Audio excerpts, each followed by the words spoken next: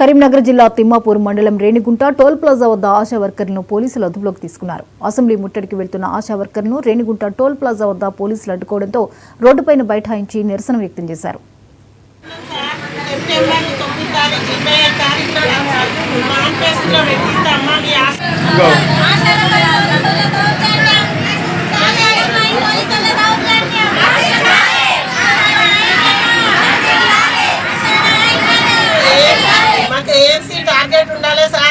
ఒక పిఎన్సి ఉండాలి సార్, ఒక బీపీ పేషెంట్ ఉండాలి సార్, ఓ షుగర్ పేషెంట్ ఉండాలి సార్, ఓ యుక్త వయసు పిల్లలల్లో రక్తహీనత రాకుండా ఉండాలి అంటే ఆ అమ్మాయి పేరు ఎక్కాలి సార్. అప్పుడే మాకు 9,750 రూపాయలు ఇస్తారు సార్. 150 రూపాయలు ఏమో మాకు ఫోన్ బిల్ అని ఇస్తారు సార్. 340 రూపాయలు అయ్యేది మాకు నెలంతా ఫోన్ నడవాలి సార్. మా దగ్గర ఉన్న ఏమేమో ప్రతి దానికి ఫోన్ చేస్తారు సార్.